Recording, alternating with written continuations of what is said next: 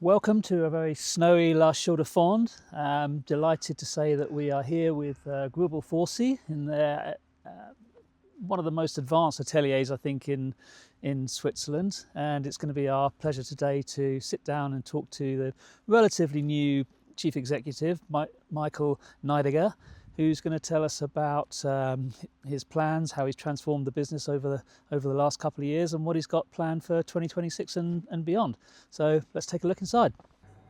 So we're delighted to be at the atelier of Greubel Forsey today, and we're spending time, and we've just had a quick tour with Michel Nydegger, who's been with the business for getting on for 10 years and took over the Chief Executive's role in 2024. Correct. Yeah. And well, it's fair to say there's been quite a lot of change since you took over, and maybe the couple of years leading up to that. And I guess normally I might go back to the pandemic, but maybe the pandemic is the point at which you then had that post-pandemic surge in demand. The whole luxury watch industry, the whole luxury economy really took off for a couple of years. Sure. And I think maybe people got a little bit carried away with thinking that things would continue to go to the moon in that way, and had exciting investment plans. So tell me the path that Greubel Forsey took. Okay. Well, I guess we still have exciting investment plans, only that they're slightly different from what we had announced initially. So there was this objective, which was formulated that we wanted to make 500 timepieces per year. Up from what, 150, 200? Exactly. Yeah. So the idea was basically, because we were 130 people and only 100 timepieces, that was a bit risky or tricky to handle. So now we're at 200, which is a lot more stable than it used to be. But we decided to kind of actually stop at 200, and that we wouldn't need to go up to 500. So one of the investments that you talked about was probably the extension of the atelier here, which stopped making sense because we figured we don't actually have to go that far. And given that we're privately owned, with Robert and Stephen being the only shareholders, no one was asking us to push any further than we had. And so we figured we're not going to make that investment because there was no longer a point in doing that. Yeah. And that increase to 500 watches was also part of a wider strategy that involved lowering the average price point to a certain extent, opening, I think 10 boutiques were talked about around the world at one point. I mean, has that all been rethought as well? Not necessarily. I think today we just kind of prefer to walk before we run. And I don't think the strategy was wrong necessarily, but I feel like there's just a way that you can get to that. And then there are basically choices. So I think if we evolve naturally with our distribution, for example, then that's a better thing than just kind of imposing our own objective and pushing it out there. Yeah. Because at the end of the day, it's always kind of a supply and demand question. Yeah. So today we did reduce the number of retailers. We're at around 30 today, which was already a significant reduction. And it's a good first step. Yeah. But to now say we're going to have 10 boutiques next year, I don't think that would be realistic. Yeah. I mean, it's fair to say that you're working with the creme de la creme of retailers as well. Sure. And I guess they're looking for consistency and some being able to forecast into the future how the relationship is going to look. And what are you telling them at the moment about your plans for to sell direct or to keep going through retail partners? So we want to keep going through retail partners just because we're a small team. Yeah. Again, we're 130 people total. However, the part of that workforce which is actually dedicated to sales or retail management or marketing is very limited. So I guess every sort of outward facing position altogether, there's like 5 people. And it's very good to have a strong retail network because they're much better able to take care of our end client locally and tend to their needs, which we probably never do just from here. Yeah. And it also allows us to have a nice sort of, we're looking for a nice balanced distribution where there's no single market which is much stronger than any other. And what we've seen, I feel like in the past, or at least from the limited experience that I have working here, is that it makes us a lot more immune to geopolitical events or whatever might happen, because there's no single partner who's making all the difference. Yeah.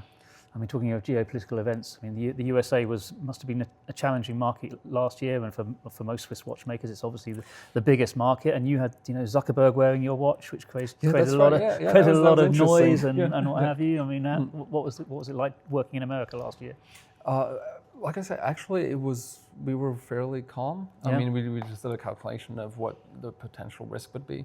But what was nice is that the timepieces which were intended for the US, we can also allocate them elsewhere and wait until everything blows over, which is what we did. So it didn't have any impact on us, basically. So it's kind of nice to have that flexibility, and with only 200 timepieces, you can move things around if you have to on fairly short notice. Yeah. Okay. And product wise, where it's beautiful looking around the atelier here, where you've got that incredible mix of high technology, really advanced machinery, and then a 17th century farmhouse. Yeah. And you talk about 130 people, almost all of them are engineers, watchmakers, scientists, physicists. You talked about. Yeah. I mean, tell me how it all works together to bring these amazing watches to market. So how it all works. So it's an artistic endeavor. So Robert Greubel always said, we're not a brand, we're an adventure, and I would absolutely agree with that. Okay. So a white knuckle ride. So then that's how it feels as well.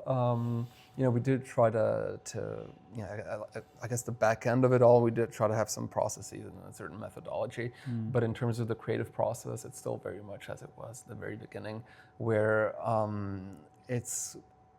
I guess the point is to, with every project, to contribute something significant to the history of watchmaking. So you can see also now with, we have 10 fundamental inventions, we call them. So those are inventions which are not just a patent for a specific thing, but a fundamental important change of a certain mechanism. So like the double tourbillon 30 degrees, which started all of this. So the interest is more, like you said, scientific in terms of the R&D part. But then we saw the handmade workshop. There's also the exact opposite, where the idea is to practice skills which had almost disappeared. And the only reason we're even doing this is to keep them alive, because you can't write it down in a book, and it has to be practiced in order for people to remember how to do it. So that's kind of more about, I guess, protecting the cultural heritage of watchmaking. So overall, and tomorrow, who knows? Like, there's always, no one has ever thought of this, and so we explore that. So it's about, for each project, give it a maximum effort, I guess. Yeah. If that makes sense. Well, I mean, I go around to a lot of different manufacturers, ateliers, and some of them are all people at their workbenches, and some of them are mostly CNC machines and automated. You've got the mixture of both here, which to my eye looks extraordinary in many ways, because you've got the sort of CNC machines and other technology that would require thousands of repeatable components to be made to make them financially viable. Oh, they're not financially viable, I can tell you that. You're making 200 watches a year with that much equipment, it seems. But then that's kind of the price to pay for the quality that we're going for. Right. Mostly, that's kind of it. So that's about quality control, is it? Yeah. CNC machines, by their very nature, are precision and... Yes. As long as you program them correctly, when it always come out precise? Nowadays, I want to say yeah, but so it's in terms of tolerances, sure, it's always going to be precise. But so one thing that I guess people appreciate in what we do is that we have a very open and deep movement architecture. So you will almost never see a dial to cover the movement. So we want to showcase the movement so we can showcase hand finishing. And to have that be very engaging, you need the geometry of each component to be also very engaging and difficult to machine and to achieve that kind of aesthetic.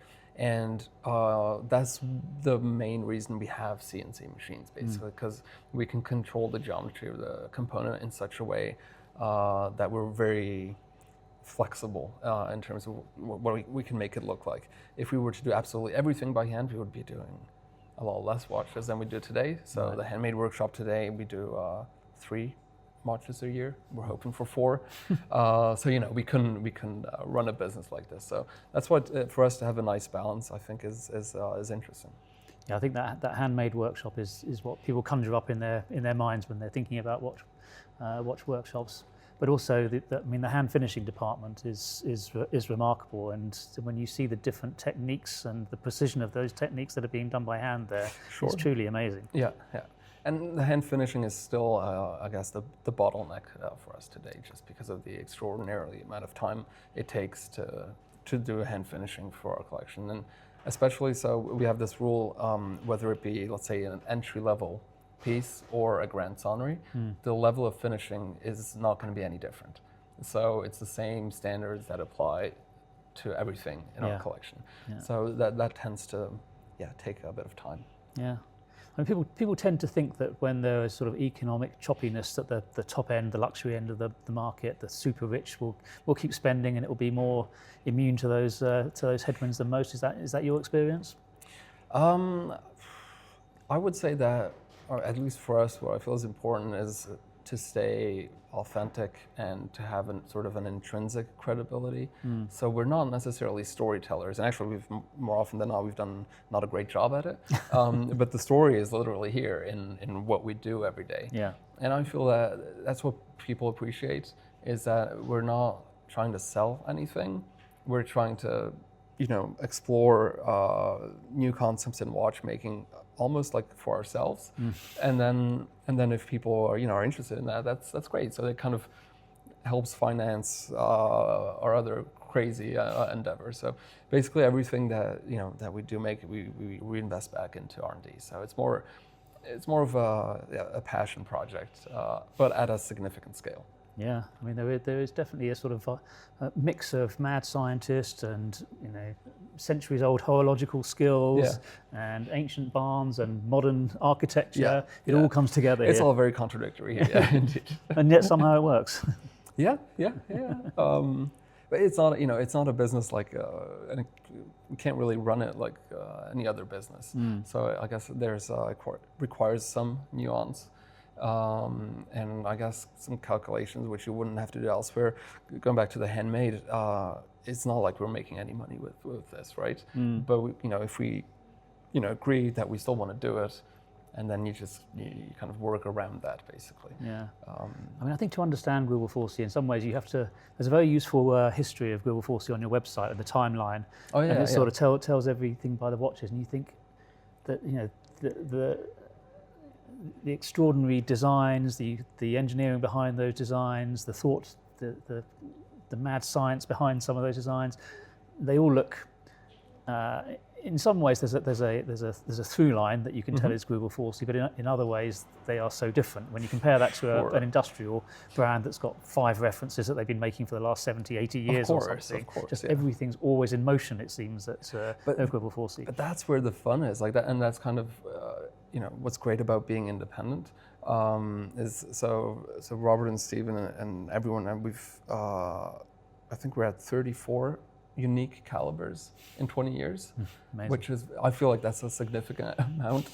And we're going to keep going at the same speed, basically. So it's always about, solving a new kind of problem and adding, something interesting to everything that's out there. And honestly, we would not be able to probably do this without the existence of those big brands who obviously cannot afford to work that way. But to have them, and then to have independents such as Greubel Forsey or others, I think that makes for a very interesting landscape for watch collectors or enthusiasts. Yeah. And we're here in Chaux-de-Fonds, obviously, it's almost the epicenter of the independent watchmaking and some of the more industrial watchmaking. Tag Heuer just down the road, Patek Philippe just at the top of the hill here. Top of the hill here. I mean, what's the vibe? What's the vibe in town at the moment? Is there a feeling that 2026 is going to be a much better year than 2025? It's hard to say. We're feeling pretty good, but again, it's easier for us because again, 200 timepieces is not going to be as much a problem as if you have to do 60,000 every month. So I guess we're in a position where it's hard to compare ourselves to other brands. I think it's still. I'm really talking about what do you pick up in the cafes and the bars, sort of thing. Okay. I guess people are a bit more prudent, which I think is a good thing. Yeah. I feel like the years like 2022, 21, 22, it was excessive. What was it like back then? Was everyone just like harebrained, high as kites? It's it's like it's gonna be great forever from now on, and I feel like it's a bit because I feel like it's always been cyclical anyway. Sure. But I feel, we don't necessarily learn as much as we could from each cycle. Got short memories. I don't know if that's human nature or not, but it was euphoria. But I think for us what will be good is to, even if times are great, there's no reason not to remain stable and keep both our feet on the ground. Because we want all this to survive for a very long time. Yeah. Compared to the euphoria of the past years, now it's a bit, people are being careful and they're not quite sure what's going to happen. Yeah. And there are certain presidents who don't necessarily help with the stability of markets. So I guess people are careful. That's at least that's what I'm picking up on. Right. And how are you enjoying the top job? You came through running marketing here for many years, and is it very different? It is different. It's not as different as I thought it was going to be. And even before, I have done all kinds of stuff that apparently, I guess, went beyond my scope. But what I love now is that I get to really learn new things every day. Especially the watchmakers, when I started and I was talking to them, I had no idea what they were, telling me. And I still have some of that. I don't want you to know everything. No, but like I literally did not, as if it were a foreign language, basically. Yeah. So I think it's fantastic to have an opportunity where every day I can learn something new on the job. And I love that, again, being an independent brand, you get to actually contribute. It's not, it's not going to be a 9-to-5 job, obviously, but the decisions that we make, they have an impact. And I think that's, I guess, the biggest challenge, but also the most rewarding part of what we do. And in terms of setting the future direction and coming up with strategic planning, is it just you, Robert, and Stephen? Is that? So there's a team in place, actually. So. Yeah. We're 130 now. We were always a big team, so it's always going to be a team effort. And so if we look at let's say stock levels with retailers, we do that with sales and distribution team. In terms of we call it the master plan in terms of new movements. So we have the R&D team, and then that's discussed with Robert primarily. It depends on what the topic is, but. We do try to kind of bring everyone around the table, because I feel like hypothetically, if it should be just me, the probability of one guy being wrong is just greater than, if I hope that get to be contradicted more often than not. Yeah. And I absolutely don't want to be like, hey, we're going to do this, we're going to do that. Yeah. Everyone should kind of be able to contribute. Okay. And anything you can tell us about 2026 in terms of new product or anything like that, or is it going to be a bit of a year of consolidation? It's going to be the last year where we still deliver some of the pieces that people know today. We had announced that the sort of life cycle of any given caliber would be around about 5 years, and we're still trying to stick to that. It's very challenging, and so quite a few pieces have come to the end of that. So we're going to do a few sort of final additions to celebrate those movements, and then we're kind of preparing towards the end of this year, and especially then next year, to basically have a new collection of timepieces all together. Okay, so we're going to be busy. All right, I wish you luck with it. Thank you very much. Thank you. Thank you. Thanks.